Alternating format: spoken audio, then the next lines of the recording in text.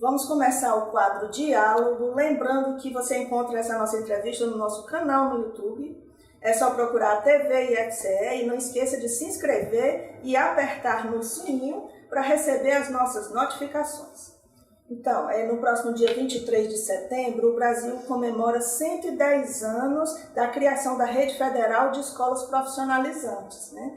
Foi o presidente Nilo Peçanha que criou em 1909 as primeiras 19 escolas de aprendizes artífices. E para falar dessa evolução e contar um pouco da história mais recente, é que estamos recebendo aqui hoje a técnica em assuntos educacionais do campus de Fortaleza, Francineuma Guedes Cândido.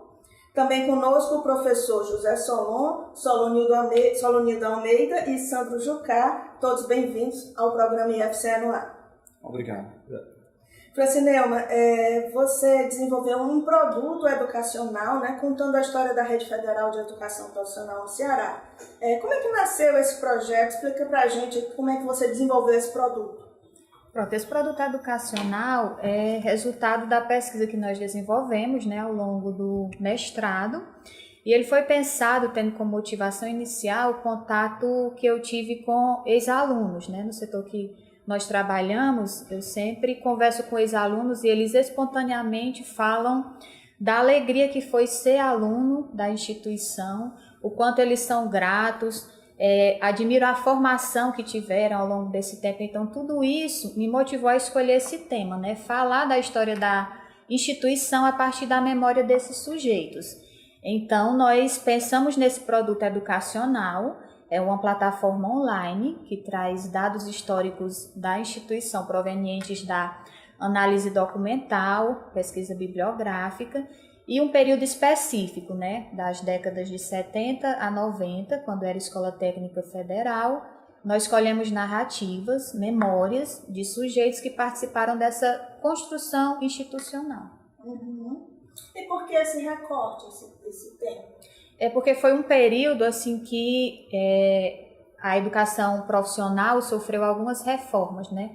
Como a lei de 1971, na época que o Brasil vivia sobre o regime ditatorial, né? Que tornou a educação profissional compulsória para o ensino médio, né? Depois disso, a gente tem mais à frente a redemocratização com a Constituição de 1988. E em 1996, a LDB, a atual Lei de Diretrizes e Bases, né? Então, todas essas legislações, de alguma maneira, impactaram na educação profissional. Então, essa foi a motivação para escolher esse período histórico, né? Solonildo, o mestrado em Educação Profissional e Tecnológico já está rendendo bons frutos, né? Como é o caso aí do produto educacional da Francineuma. Quais outros projetos nasceram nesse mestrado, nessa mesma linha de memória e história? Boa tarde, Cláudio Monteiro e ouvintes.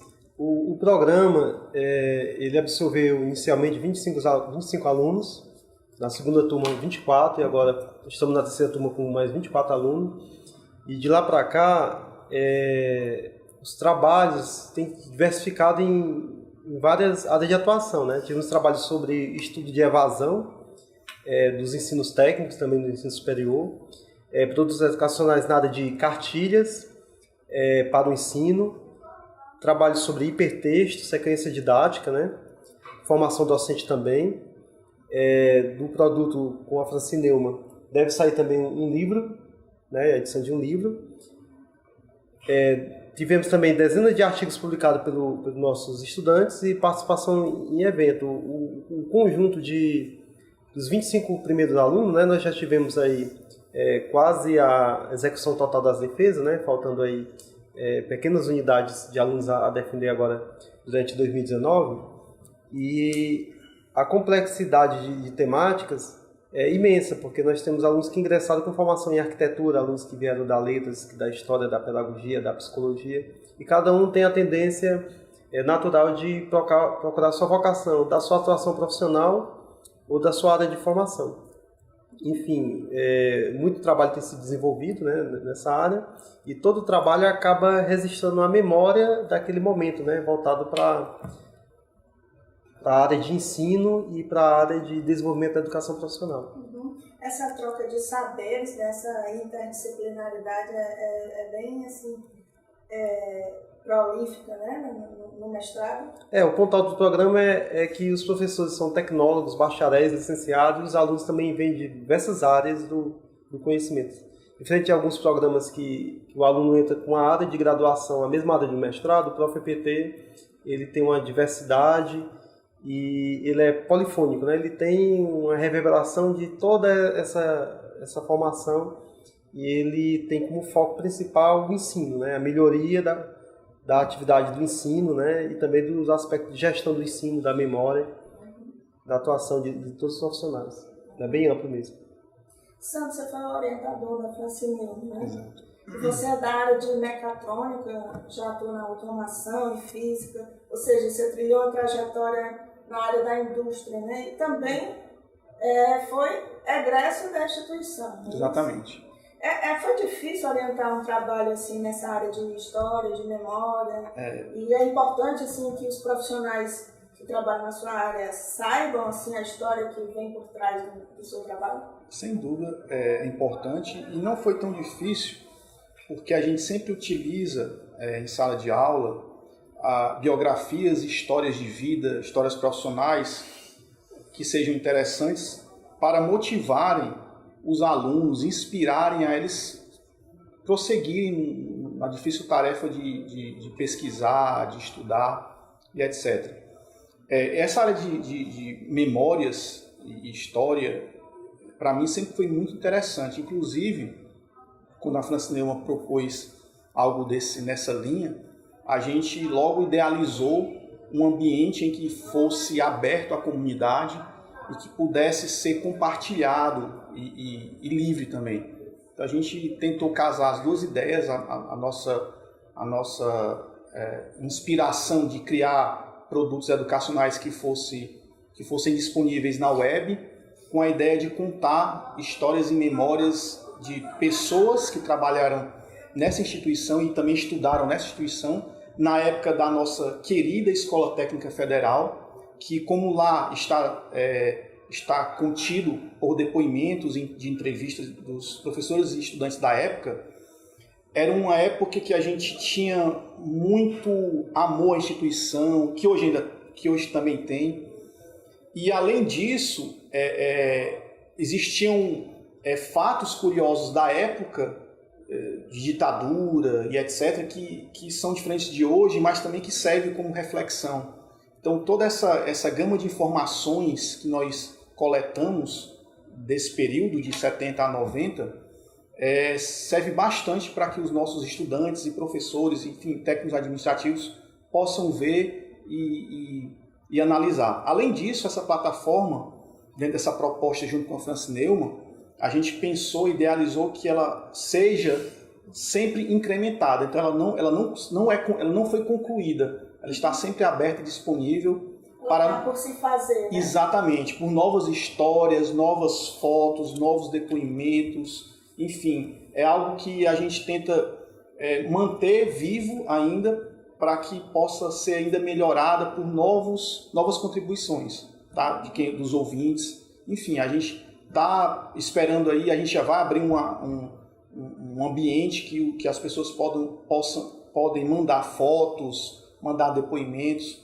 E a nossa intenção é realmente contar um pouco, né? Um pouco não só da história, mas das memórias, que para a gente é fundamental. Vale salientar que eu lembro que na minha época de escola técnica, que eu fui estudante, era obrigatório fazer natação.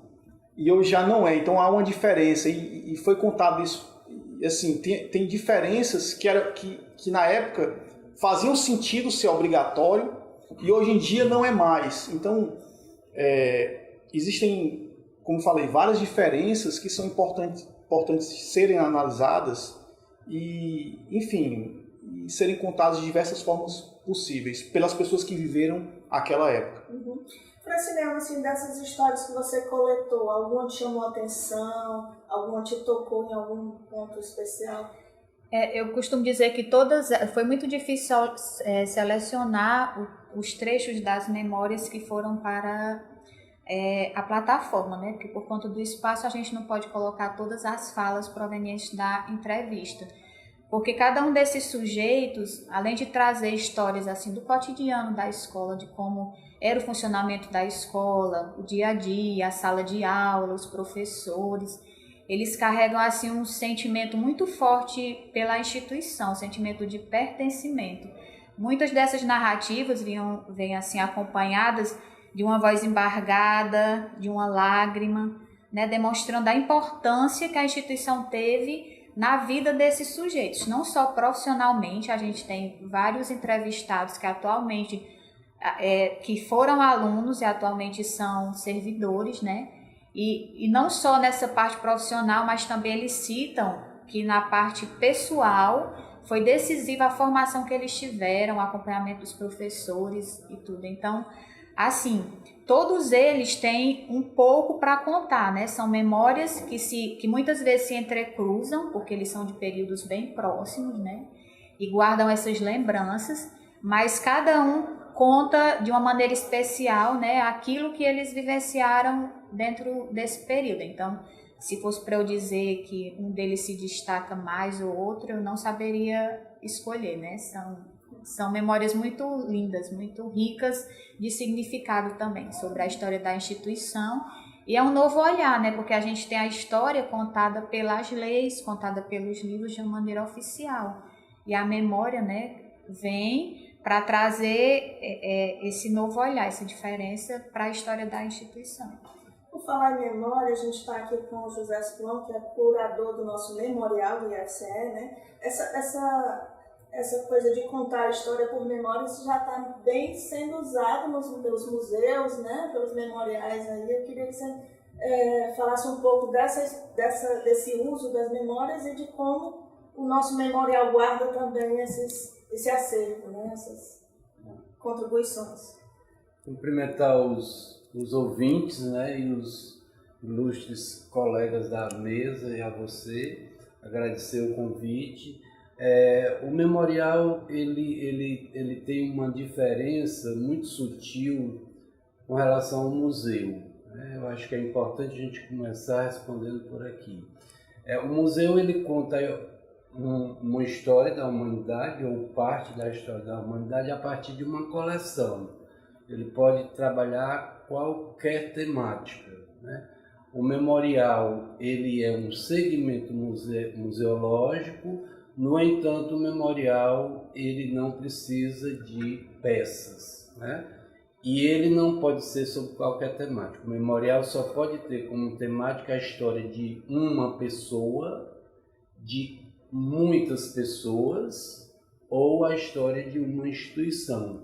Então, é o nosso afã que nós estamos trabalhando com esta temática desde que se concebeu este memorial e nós produzimos um produto visual a partir do estudo da história, mas sobretudo do estudo da memória, né? Então existe uma memória em cada um de nós. A Francine Neumann coloca isso de forma muito precisa no seu estudo, né? Existe uma memória individual e essa memória, estas memórias individuais comporão então a memória da instituição, já que a instituição não tem juízo, né, por assim dizer, já que a instituição é uma abstração do direito.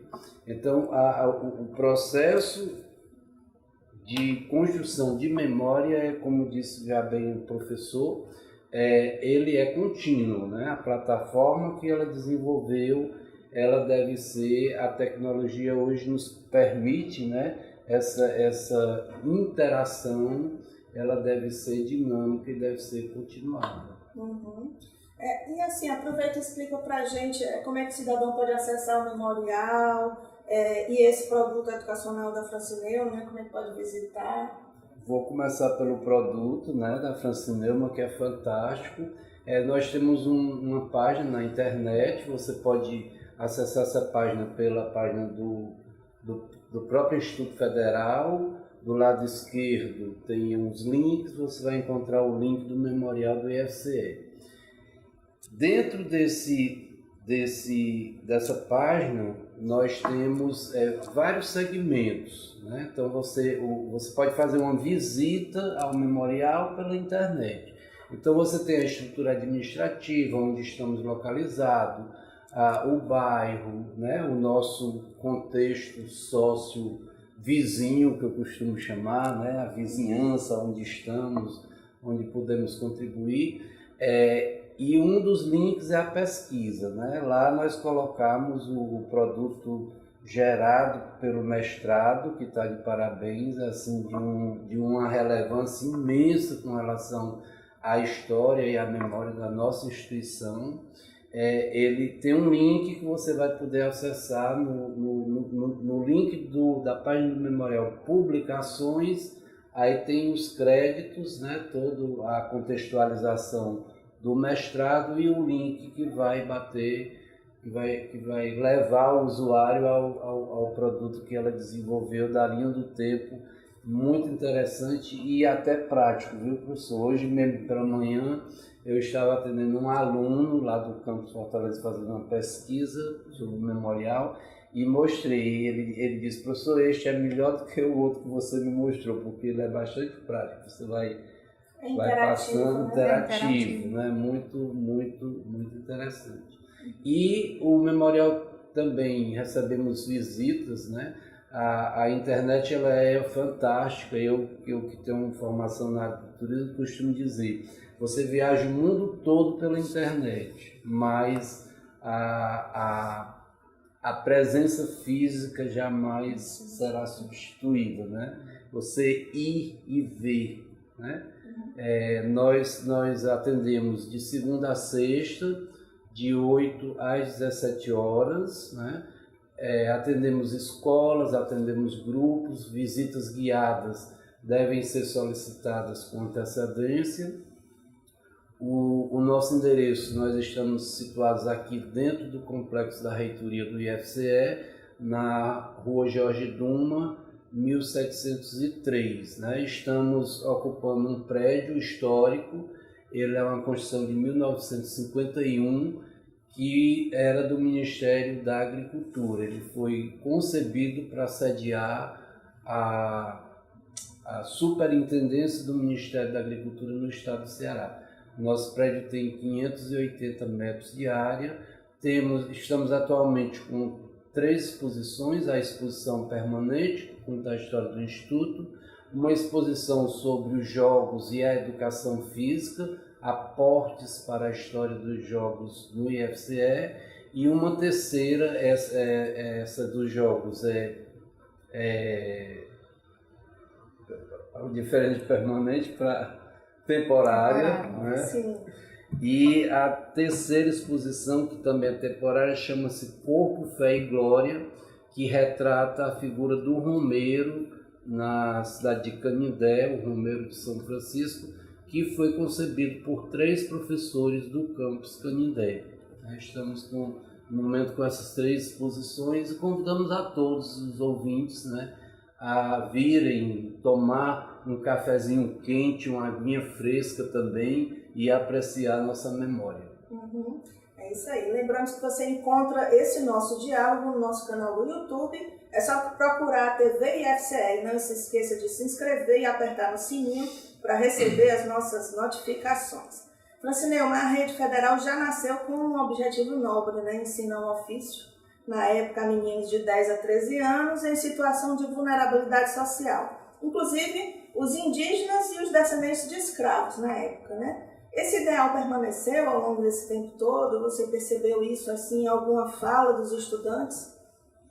Essa questão do assistencialismo de que você fala, né, com a criação das escolas de aprendizes artísticos em 1909, acabou tomando um rumo diferente ao longo da história, porque a gente sabe que é um longo período, a janela temporal histórica da instituição, né? Nós já vamos completar 110 anos, passou por muitas modificações, né? Esse assistencialismo inicial foi se modificando, porque com o tempo surgiu a necessidade de formação, de qualificação do trabalhador, né, de mão de obra qualificada para atender o desenvolvimento do país. E assim a rede federal foi se moldando, né?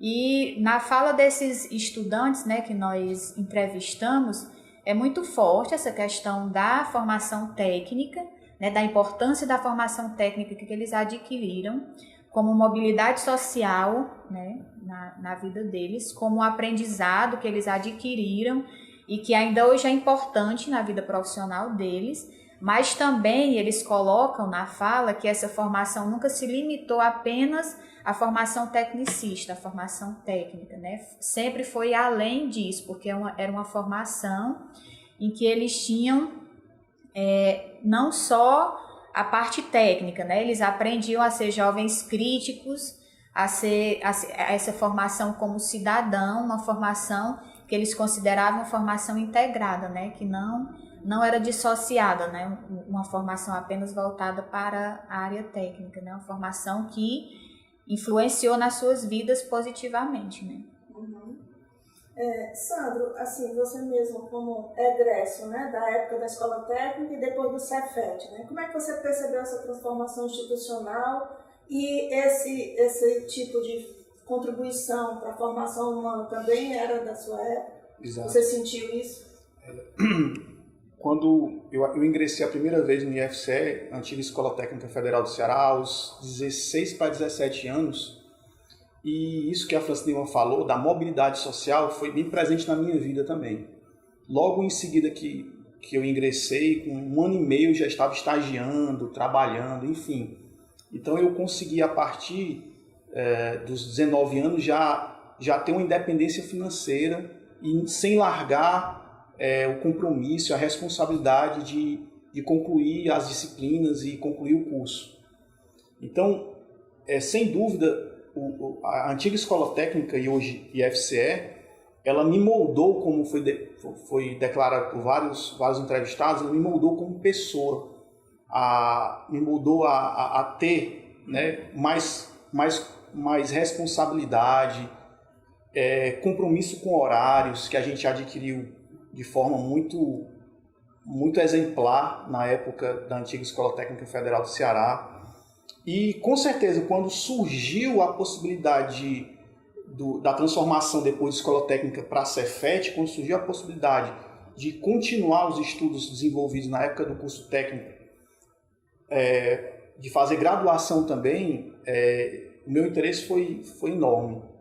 Por também ter estudado na UFC e ter comparado um pouco da amizade que eu construí com os professores, então me deu um desejo de retornar à instituição para concluir a graduação, e assim eu tive o prazer de fazer parte da primeira turma de mecatrônica. Então a gente, em 1999, então a primeira turma de mecatrônica, esse ano 2019, faz 20 anos de fundação, e primeira turma de mecatrônica no IFCE e no estado do Ceará. Então não existia o tema mecatrônica em 1999 no Ceará, quando o curso surgiu. Então, quando esse nome surgiu na minha vida, o interesse foi imediato, porque eu já tinha ido, depois do curso técnico, eu tinha ido fazer graduação na Alemanha, porque como era muito próximo à escola técnica da cultura alemã da UFC, eu fiz os dois em paralelo, de 17 aos 20. Então, com 20 anos eu terminei cultura alemã e eu fui tentar fazer graduação na Alemanha. E aí lá tinha essa história de construção de máquinas, de robótica. Quando eu voltei e teve essa possibilidade de fazer mecatrônica, eu me interessei de imediato.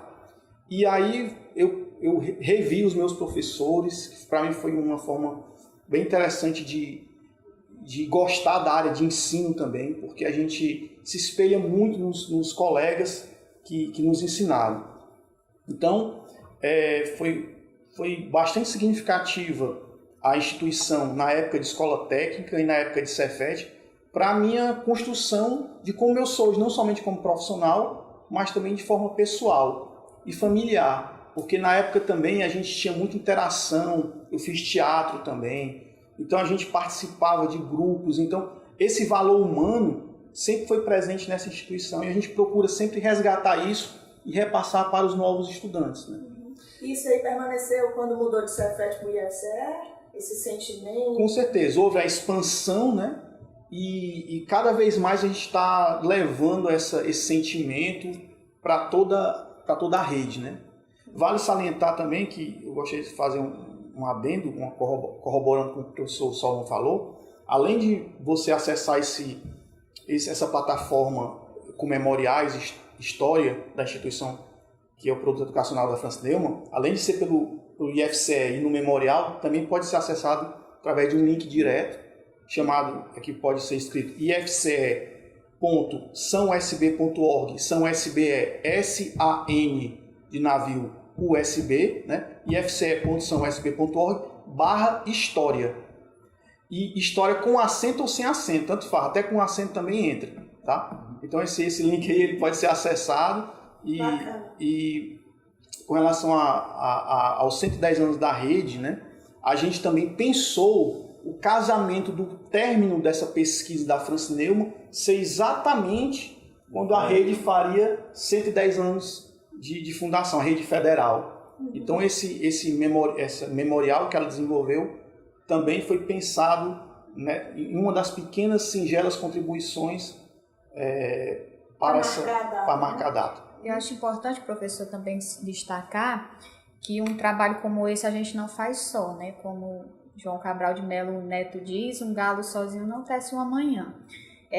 Surgiu essa ideia e o protótipo da página foi desenvolvido por um aluno do campus Maracanaú, o Diego Carvalho, que é aluno do curso de Engenharia de Computação. Ciências da Computação. E para realizar esse trabalho eu contei com a ajuda de muitas pessoas, né? Como por exemplo o memorial, na pessoa do professor Solon, que disponibilizou o material que está lá, né? Os entrevistados, que são os grandes protagonistas, né, dessa página. E também no Campus Fortaleza eu tive acesso a um acervo fotográfico muito bom, né, de um dos servidores lá que organiza e digitaliza esse acervo, o Amsterdã. Então é um trabalho que contou com a colaboração de muitas pessoas, né? Que se não tivesse essa professores da banca, né? Professor Natal Lana. Exatamente, todos os professores que de alguma maneira, né, contribuíram para a melhoria desse produto, né? E ele está aí acessível, livre na internet, como o professor já disse, tem a possibilidade, a flexibilidade de a gente sempre ir incluindo, né? Até porque a história é dinâmica. Infelizmente, a gente não pôde colher memória de todos os períodos por conta do tempo curto, né, de pesquisa, mas aí fica a ideia, a sugestão para novas pesquisas, né? Que quem quiser continuar estudando pode fazer esse trabalho crescer também. Agora eu vou fazer uma pergunta para todo mundo e eu quero começar pelo Solon. Como é que vocês imaginam que serão os próximos 10 anos do IFCE? Como é que vocês conseguem vislumbrar o futuro? Onde é que a gente vai estar daqui a 10 anos?